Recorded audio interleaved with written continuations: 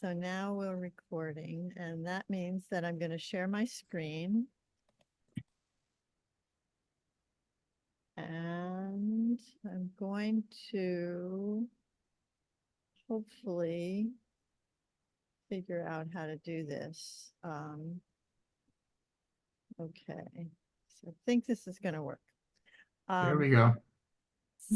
So I thought I would start with a quote by Rudolf Steiner. So Rudolf Steiner was a teacher, spiritual teacher, philosopher, writer in the early 1900s. And a lot of my work is inspired by the path that he gave of becoming aware of kind of the quality realm of color and art. So as a first kind of step to spiritual perception. So I'll just read that quote and then I'll get started, and then the slides will get more interesting. Art forms a bridge across the abyss. Wait a second, I have to get so I can see the whole thing. Oh, okay, there we go. Art forms a bridge across the abyss. That is why art must realize that its task is to carry the spiritual divine life into the earthly, to fashion the latter in such a way that its forms, colors, words, tones act as a revelation of the world beyond. Whether art takes on an idealistic or realistic coloring is of no importance. No artist could create in their medium if there were not alive in them impulses springing from the spiritual world. And that quote's always been really inspiring to me because, oh, sorry. You can see this is going to be a little challenging. Because to me, it basically means that it doesn't have to be a certain way. It has to be your way. And as an artist and as a teacher, that's been really, really inspiring as I've gone along. So Jackie asked me to cover a lot of different subjects in this presentation about my life and my work. And so I'm going to try to give an overview of some things. And then if there are things that you wish that I would talk about more, you can tell me. So the first thing I'll talk about is Free Columbia. So about 15 years ago, we started this initiative called Free Columbia. This is just a picture of our web page and all of these different things that are on the website, if I could hold it still. And I'll be talking about some of them. We started with a full-time program in painting, and then we expanded that into puppetry, then we expanded that into social change, then we expanded it into various subjects that we thought that young people today would be interested in all of these subjects in relationship to the spiritual aspects of the world. So that is a little bit about Free Columbia. Some pictures of Free Columbia. We took a lot of field trips, a lot of museums. This is a group of students looking at different colored light, trying to see and feel how different colors manifested. This one over here is a whole process we did every year with colors and their after images. And we painted all of those after images. This one in the middle is our very first year of the program, where you can see some people painting color wheels. And then we moved into puppetry. My colleague at the time, my co-founder, was a puppeteer, Nathaniel Williams. And so we brought puppetry in. So you see these little puppets here was the first year. And then these big puppets we started making in the second year. We did puppet shows in public parks the end of every year. And so one of the big things about Free Columbia was that we wanted to, and we still do, want to decommodify art.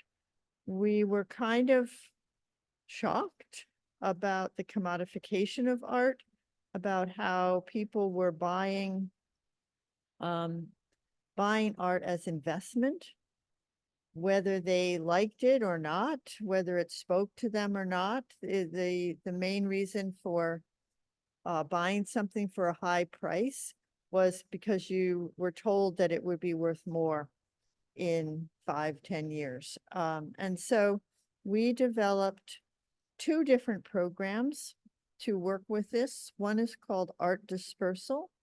And this is a picture of some of the paintings at one of our art dispersals. We've done 18 of them now.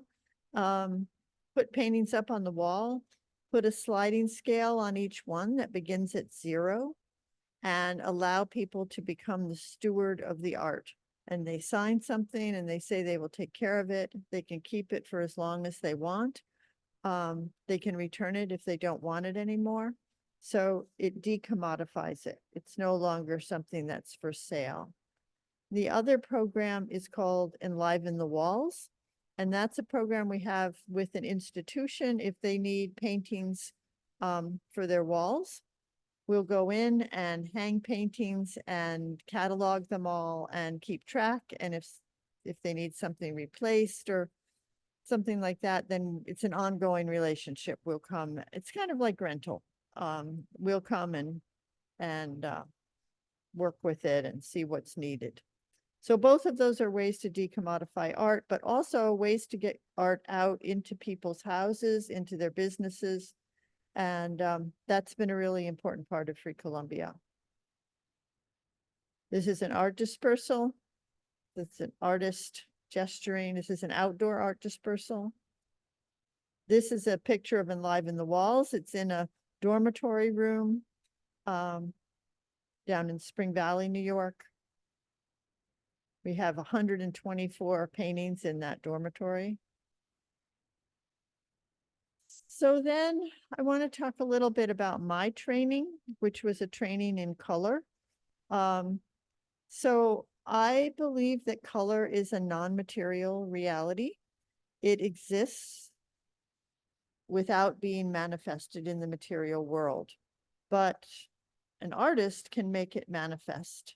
And so it was a training that had a lot to do with this realm of quality or feeling. There's one in between. So this is a way the training started, with very slowly building up a color like blue in watercolor, gently bringing it about until you could really feel what it felt like. And so here's one painting, and then as a contrast is one in yellow. And we worked some with the color wheel. How does the color wheel move? And a lot of the courses that I teach now, which I teach both online and in person, are about this color training, helping to develop the painter's perception of how color feels. There's what's called this is a more of a feeling color wheel. This is more of a precise color wheel. So with the tertiary colors out there on the outside. This is also part of my training and my teaching work, is to do what I call devotional paintings, to take a subject and then see if I can render the feeling of it in paint. Or this is a collage. This is about a window. So devotions start with a whole kind of pondering about an object, which in this case was a window, and then beginning to work kind of freely in order to bring that, the feeling of something into being. So that was window. This is something called a sound devotion. I just gave this on an online course yesterday, again, where you sit with your eyes closed and you listen to the sounds around you. And for each sound, you make a mark on your paper. And I find that for almost everybody, the marks for one kind of sound are different than the marks for another sound. So a tractor sound is different than a bird song, and a child calling out is different than a motorboat. This is a devotion on stone. So sometimes I've done them on all of the elements. This is an illustration. So this is just kind of an overview of some of my work and some of the different ways that I work.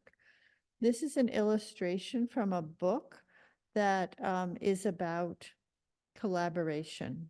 What is it to collaborate together? And this is done in watercolor with a process that I call surface collage, where I start with paint and then I take tissue paper and paste it with white glue onto the original piece of paper with watercolor.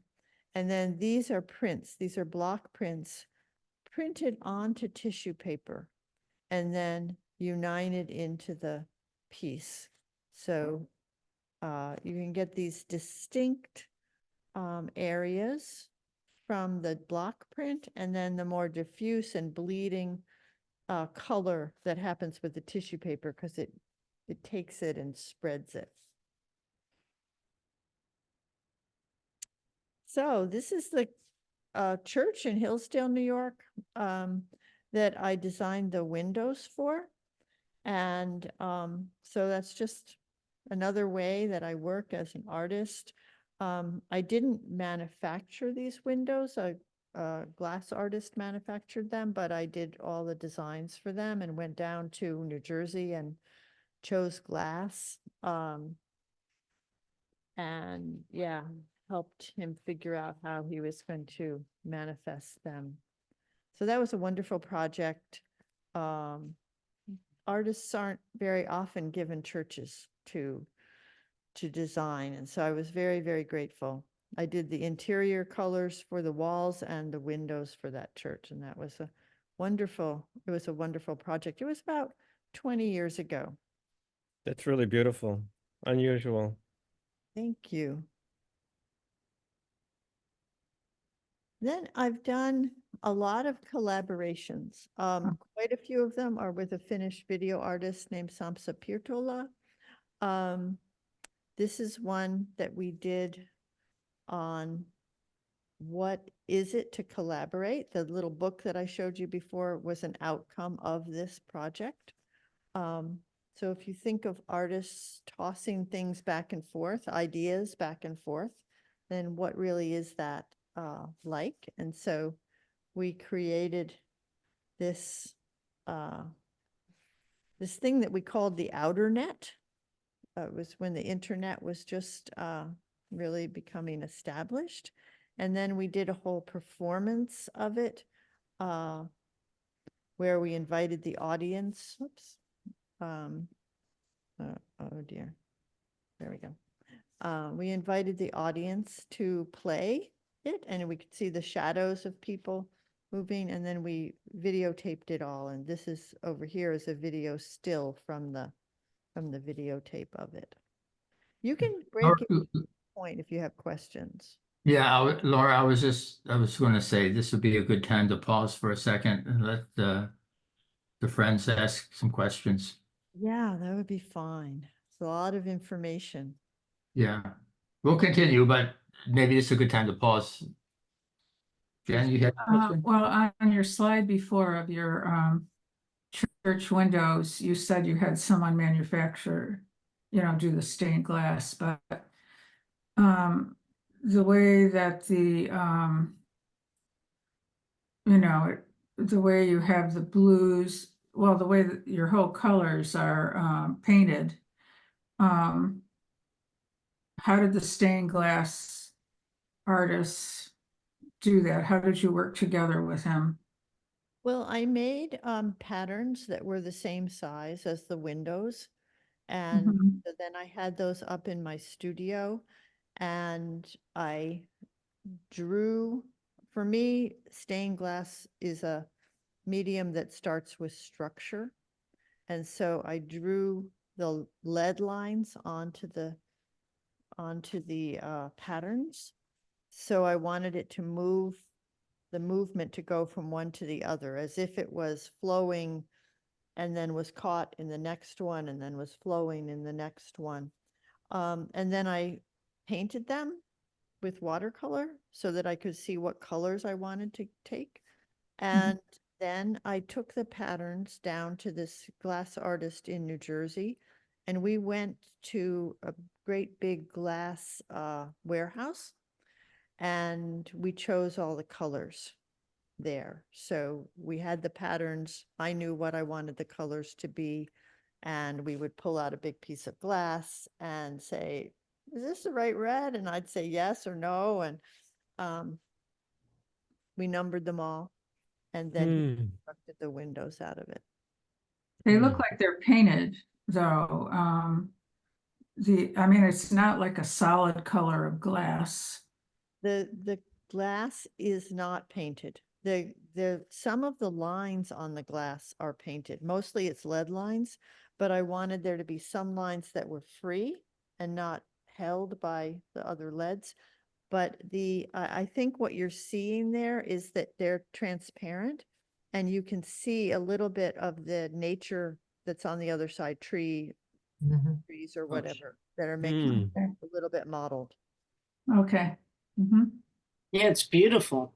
Mhm. Yeah. That's a really great. I'm glad you asked that, Janice, because Laura's answer. When I first saw this image, I thought this is really beautiful, and I got the feeling that it was one image, okay? But it was just a feeling. It wasn't until you explained it, Laura, that I recognized the entire image. It's like one image in different panes. And the first thing I noticed is the black line that unites all of them. Okay. Starts from one end and goes to the other. And Yeah. then the next thing I noticed was the majority orange on the left, which then dissipates into smaller, tiny on the right. And then and now I can like almost like look at it all together in one piece, and it's just incredible. I mean, whew, I'm blown away by this because it's really beautiful. And I didn't understand the beauty until I was able to determine, you know, the entire piece, looking at it as one piece. And it's that black line of lead that unites them all, and then it starts to just come alive. Really great. Yeah, and I really like the one that's all the way to the right, just that's focused, just the way it looks with the sun, right, and the bushes outside. I mean, that's beautiful. Yeah, I like that a lot too. Oh, that's a close-up of a first pane. Is that right, Laura? Yeah, Yeah. that's right. It's- Yeah. Laura, First pane doesn't seem to have the sunshine in it though. Well, that's the thing. It changes every day, as to Right. where the sun is and how bright it is and whether Oh, is that the Hey. real sunshine out that window? Yeah, the Yeah, sunshine. that's what stained glass is. Oh, And these bays, they pick up the light. So and sometimes at some times of day, the bays or the windowsills are just flooded with different colors. good colors, yeah. Yeah, that's must be very beautiful. beautiful in person. Yeah, Laura, taking on a commission like this, really is, sometimes a daunting, prospect. I was wondering if you took any sort of spiritual preparation, to move into this, designs that you created. Well, it was funny. I have been married for 35 years And I have 2 children. And at the time that I needed to design these panels, my husband and children, not because I told them to, but just because they were doing other things, they were gone for 2 weeks. And I'll tell you that in 35 years of marriage, I have rarely been alone for 2 weeks. And so I could just, I was reading some spiritual literature, and I could ponder that every day, and then I could go into the studio undisturbed and start working with it. Each of the windows is in remembrance of somebody who died. Some of those people, I'd say most of those people I did know. So I also had them in my thoughts as I was working with it. And yeah, it was a very deep time. Thanks. It's Hmm. funny about the lead line that goes through it. When the church was being built and we were commissioning the windows, not the stained glass part, but the supporting windows that have to be there. Right. So we were working on that, and the builder came and showed me the design for those just plain glass windows, and the line went straight through. And I said, no, you can't do that. We have to have those support bars so they go, the way that they do. And yeah, it was a good moment too. I was glad I was there. Right. Yeah. Yeah. Laura, I was thinking about this image of these windows together as sort of a journey, Yeah. from the left to the right, Yeah, they actually almost like, go from the right to the left, because the way they are in the church, the back of the Okay. church is the most blue, and the front of the church oh, okay, is red. okay. And they're on it's- the side, and they have a second set, which are all different on the other side. Mm, Oh. Daniel was saying that he's gonna have to add this to his art chapel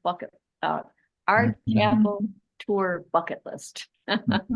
Yeah, yeah. It's quite- Daniel, just speak up. You don't have to do the chat unless it's really your preference. No, that's just what I'm used to. But yeah, that is incredibly amazing. I mean, stained glass where you really incorporate spirituality and the artistic, it's just amazing. It really is.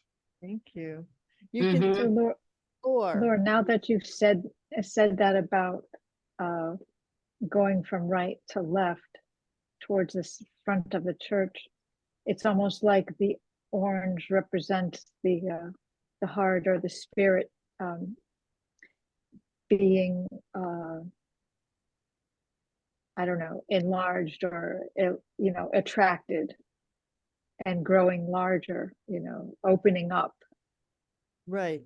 That Mhm. was my intention, was that as you moved into the church, you would get closer to Yeah, and light and yeah. such. The color really communicates that. Yeah. Mhm. Well, you all have to Yeah. come visit. It's not that far away. Okay, again, Laura, where is it? What's the name of the church and what Hillsdale, New York. Hillsdale? And It's on the slide. yeah, it's up Oh, there. I can't It's- see that. It's Oh, there it is. Okay. about 40 minutes south of Albany. I've got people covering it. Oh, okay. So I'll keep going. 40 miles. 40 miles south of Albany. Uh-huh. I've been to Albany a long time ago. Let's see what, I got another question, Laura, just quickly. How did it feel to work with a medium of glass? I mean, artists rarely have, a translucent medium that requires light to bring it to life.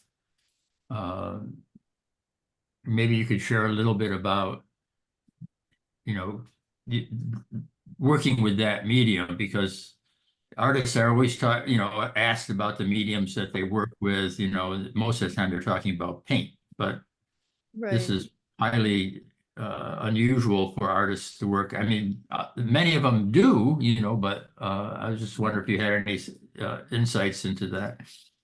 Well, for me, the two things came together. My training was in color, was in the quality realm or feeling realm of color. So I have a lot of perceptive capacity with color. But then that came together with these questions of structure or form. Because for me, the medium of stained glass, other people don't feel this way necessarily. They work with it in different ways. And more traditional stained glass has like grids of lead lines on it. But for me, the forms of the forms needed to have integrity without any color at all. They had to move from one to the other, and then I brought the color into it. Whereas usually in most of my paintings, I start with color and the form comes out of the color. So in this process, it was the other way around.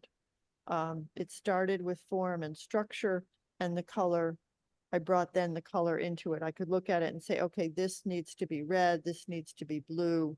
And it was a great process. I loved doing it. I always hoped that I would get some more commissions, but I never did. Even though I wrote an article about the whole process for Stained Glass Magazine, and they published it, but it didn't mean that I was doing a lot of stained glass work. So, yeah. Probably because most churches are of some affiliation. I mean, most of the stained glass I've always seen was like in Catholic church, that's really big in Catholic church. And then they have Catholic images, in the glass. But what I like about yours is that it doesn't, that it's more like looking at an abstract painting, but in glass. Right. Yeah. So I was grateful for having been able to do this.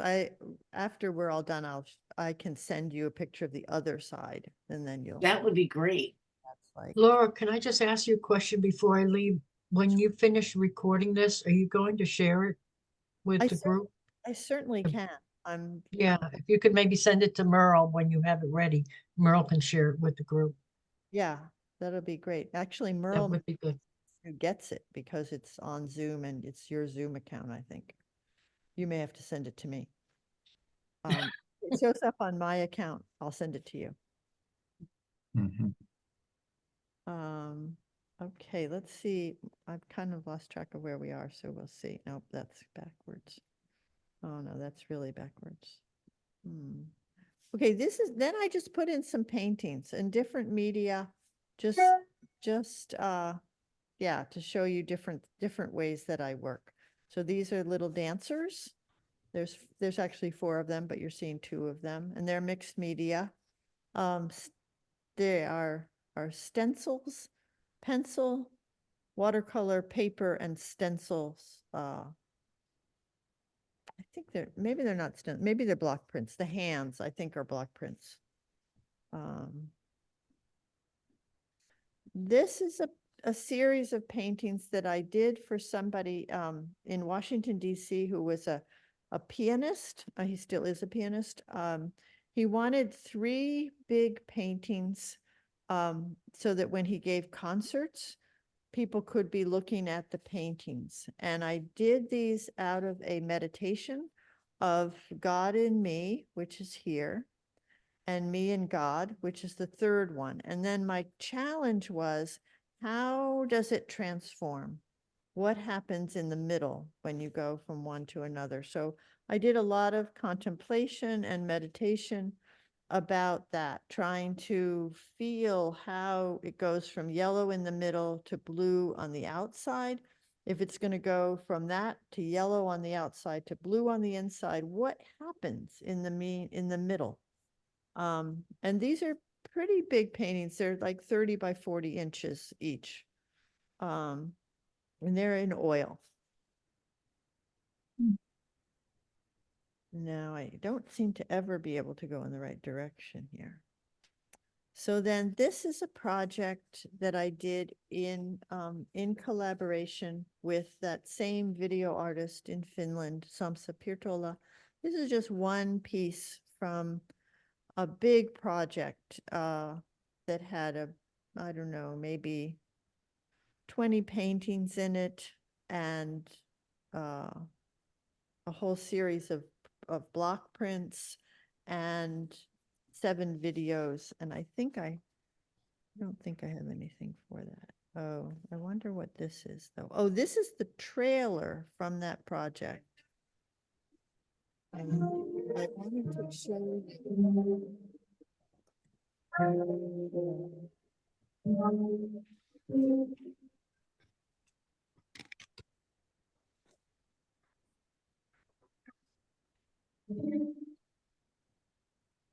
So I'll just stop there because the part I wanted to show you was that first part, which is paintings that I did, then put into the video. And so the videos were partly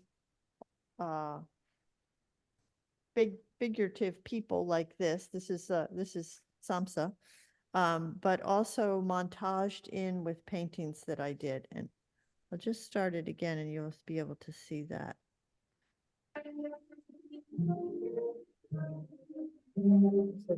So there's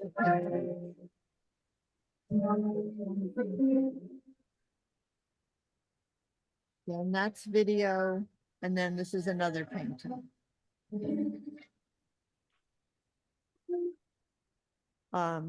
So I don't know. I just thought that might be fun to see how we worked with that. We're in the process of just starting a new collaboration. And I don't know what'll happen. We'll see. Wrong way. No. There we go. Okay, now we move to something quite different. And after this, I'll pause again and see if you have questions. So I've done 4 murals. And this is a mural that I did on the Family Dollar store in the town that we're in. And this is the original way the wall looked. And it was such an ugly wall. And people walk past it all the time between this store and the store next door. And I thought, you know, couldn't I do something that made for a more interesting and beautiful thing to happen? And so I wanted it to have to do with the town, and the town is an old mill town. And so I designed it so that that middle part where the doors are, it's kind of like a mill building, and the other is like a river because it's on a small river. And it was really quite an experience to do this. It's big, it's 60 feet long, and it's about 12 feet tall. And I had especially one person helping, but a couple other people came by and helped with it at times. But this one young man, student of ours, was helping with it. And one of the days we were painting, it was in the summer, was about 90 degrees outside. It's a metal wall, and we couldn't touch the wall because it was so hot. So we had ladders and scaffolds, and we had to paint. You had to paint fairly quickly before the paint got all like sticky. So that was, I don't know, it was just it was a great experience. It was not in the moment great, but it was great to have done it. And it's still there. It's holding up pretty well. They must have been happy to have you dress it up. I think they thought it was a little weird, but they didn't complain, you know, it's not like they didn't like it, but it was outside their comfort zone a little bit. People are still learning to appreciate art, you know, especially murals, because I remember when I first started, when people started painting uh, walls of buildings, you know, it did seem a little bit weird, but we're becoming accustomed to appreciating art in public like that, and once you embrace it, it's just it's a whole different world, you know, whole different perspective. Yeah, yeah, for sure. So this is Can what I, can, I'm sorry. I'm pausing for questions. I just had a question. Did you trace the design on there first and then paint, and then people who helped you knew where to paint? Because you know, this is something gigantic. So how did you know, or did you do a baseline and then they filled in the middles, or how did that work? Um, I designed it by taking this photo, and printing it out on my printer, and then drawing what I wanted with colored pencil onto the piece of paper. So I knew what I wanted where. And then I took colored chalk, and drew the lines of the whole thing on the wall. And then the people who were helping, yes, they would fill it in. It was like between these two green lines, that's going to be green. Right. The young man who helped me the most with it, he got a little leeway with it. He could put the fish where he wanted, and make things a little different because he was there every day. So that was great. Right. Um, yeah, I like doing all of the murals that I've done. I've like just taken a photograph and printed it out and then drawn on the photograph. And somehow that's kind of more real in designing it than if I had used the computer, which I don't really know how to do anyway. So yeah. That's amazing to do something like that.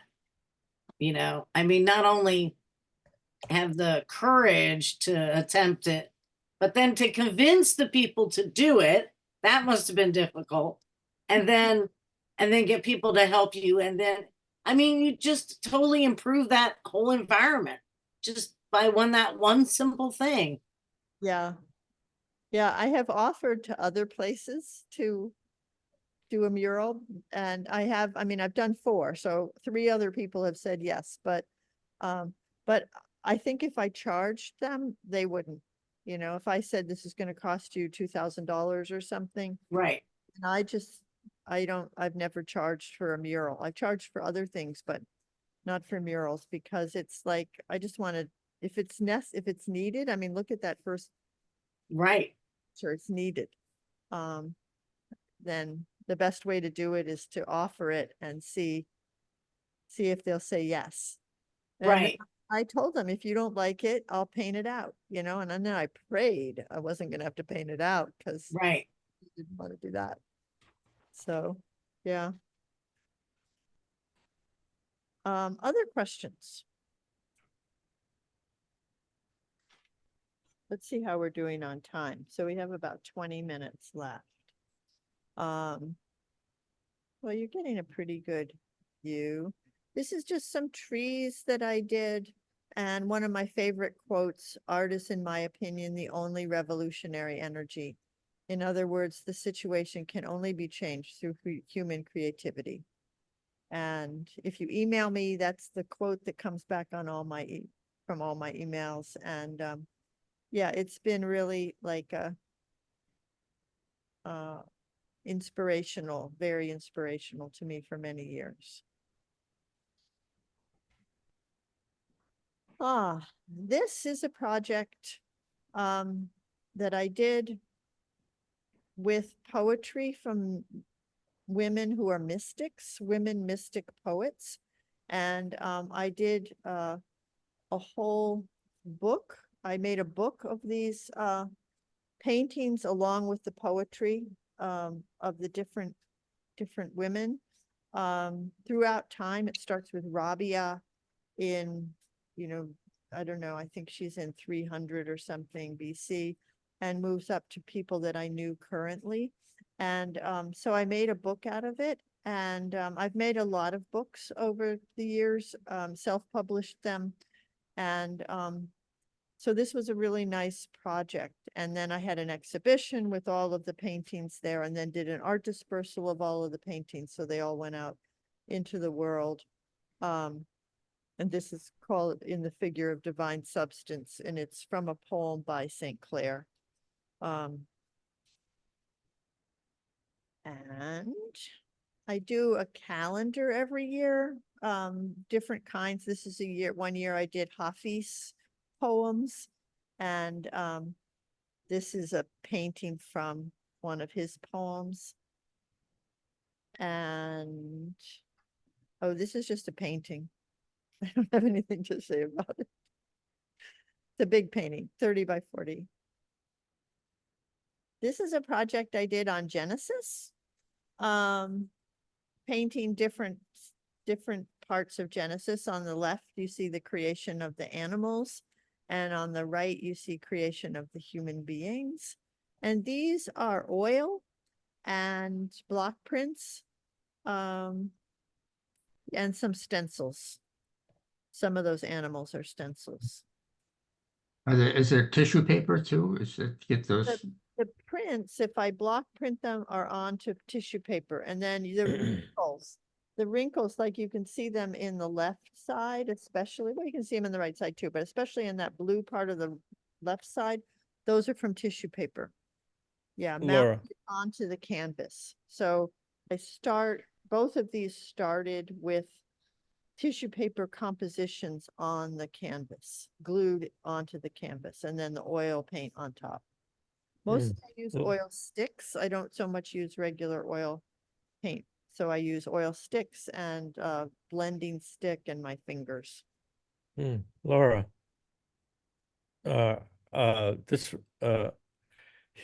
you're familiar with Hilma af Klint? Oh, yeah. Mhm. Okay. We reviewed her in the forum. And some of her work I'm still trying to interpret, get a feeling for. Mhm. But the large designs, she was inspired, and she a lot of times did not know what she was painting, as you probably know.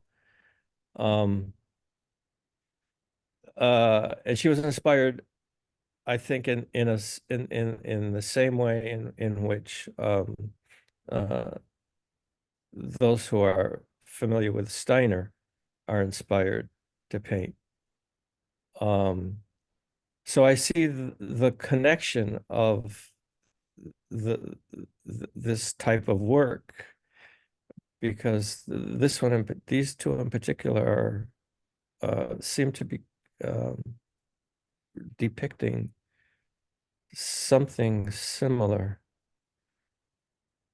It's really interesting, and a lot of all of your work, you know, you have to really observe it. Unfortunately, we don't have 5 hours to do this, but this is really interesting. Genesis, that's beautiful. Well, one of the things that I found over the years is that being a painter, I only really learn or really understand by painting. So if I want to understand Genesis in a deep spiritual way of what's actually happening, or any other text, I have to draw and paint it. That's how I learn. And I find that there are actually a lot of people like that. And therefore, if I instructions of how to draw, not how to draw it precisely, but how to enter into it through drawing. There are a certain number of people who are really moved by that, and like all of a sudden they can understand something in a different way. just one last brief comment about these. Another aspect of art we covered in the forum recently was cave art and rock art. Mhm. And I just realized, after gazing at this for a couple of minutes, because we've been looking at it for a couple of minutes, and this is when you really begin to understand, the work. There are aspects of prehistoric art, Mhm. which fits right into the theme of Genesis, because we have been generating the world in which we live now from thousands of years ago. Mhm. This is beautiful. Thank you. Oh, it's like colored. Oh my gosh, it's really amazing. It's like colored cave art. Oh my God, and you have the hands there too. Look at that. Yeah. and Laura, were you inspired by ancient cave paintings? Well, I always have been, so I'm sure that that was in my feeling. When I was much younger, I went to France and went into Oh. different caves and was really moved by those images. Mm. Can I Wow, ask? this- I'm sorry. I'm sorry. No, go ahead. Go ahead. I just one question about the process again. So you paint onto the tissue. Now, do you wet the tissue and then paint on it? Or does it get wet from the paint that is wet? Do you understand? Yeah, well, it depends. It depends on whether I'm working with watercolor, in which case the tissue paper gets wet from the watercolor. Right. But if I'm working like these are oil sticks, so that means I unite the tissue paper with glue onto the canvas, and then I let it dry. And then I paint on top of it with oil. And then sometimes some extra things get added, but it's all on tissue paper and it all unites. And now we haven't gotten to current things yet, but now I work mostly in oil and cold wax. And then that makes it really easy to unite the tissue paper and the block prints into the cold wax. Thank you. Yeah. Laura, I really appreciate your comment about if you want to learn something that's in a text, you paint it. I always say that painting teaches me. Mm-hmm. Painting teaches me. And I so understand what you're saying about diving into a text and having it inspire the work. And I thank you for that. Thank you. This is another whole series that I did with poetry of a woman named Mary Sibist, who lives in Portland, Oregon, and she wrote a whole series of poems about Mary, and very unusual poems, very outside of what you might think they would be. But anyway, I did a calendar of her work, and so I did 24 paintings of her poetry, and that was like 3 years ago, I guess. And these are also oil sticks and stencils. So you see the things on the top. I'm afraid to move my cursor because I lose everything every time. But these are all stencils, all these little lines, and this one, her feet, her hands. So I just cut the stencil and then put it on and then press the oil stick into that. Now this is a project which let's see how we're doing on time. Tell me when to stop. We have 10 minutes. I'm going to stop at 8, but if you need to stop for anything before that. So this is a project that I also did with the video artist, and you can see he made the blue video and I made the installation for it. And This is one. I think it's too long. And then we'll stop this one for a minute, and then this is, so this is, the first one is being developed and the next one. Oops. In the gallery. So that's, you get a more of a picture of the installation. But you don't get to see the page. So that's that.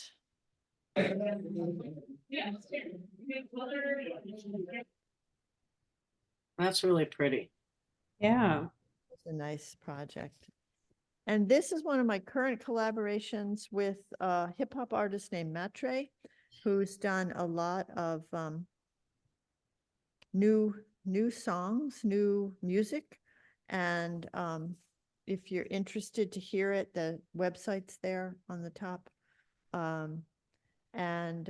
So I've done all the covers for his new songs. And these are cold wax, block prints, cold wax, and yeah, various scrapings and things like that. I think there's another one here.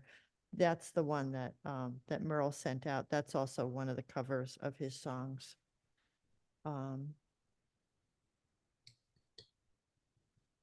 That's also from one of his songs. So I've been working square in a square format a lot, because if you do album covers, they have to be square. So that's kind of given me a whole new approach, a whole new appreciation for the square format. Hmm. I think this is the last image. So painting I did called Blessing, and it is also cold wax and tissue paper and block prints. And I think that we made it through all of my pictures. Can you go back to the blue, the really blue one? Oh, no, I didn't quite make it through. Yes, I will go back to the blue. Oh, I'm sorry. That Yeah, blue- that one. That's beautiful. Yeah. It kind of looks like, I mean, maybe that's not what you meant, but it looks like a cat sitting there. And you're seeing the back of the cat, like sitting in the doorway. And this is, it may be nighttime and you can't see, but the blue in the room. Oh, I just love that one. That's great. Yeah, that could be a nice white cat. So there's Blessing. And then this is what I'm working on right now, which is the book of Revelation, the last book of the Bible. I've done drawings. There on the right side is one of the drawings, and paintings. I haven't finished it yet. I finished the drawings, but the paintings are in process. This happens to be the same chapter of Revelation. So those are two ways of portraying that image. And once again, I learn by painting. So I wanted to penetrate that text, and it's been a great process. And yeah. So I think that's everything. I'm a little afraid to come out of it, but I think it's true. Yep, that's the last one. And thank you so much for asking me to do that. Yeah, Laura, that was beautiful. It's always good to speak with the artists, you know, we look at art, you know, from other artists, but their voice is not there, you know, to inform us of some of the insights. So it's always wonderful to hear. And also from taking a perspective of inspiration like you have, you know, that to make these spiritual connections with the work is The last Some- two images,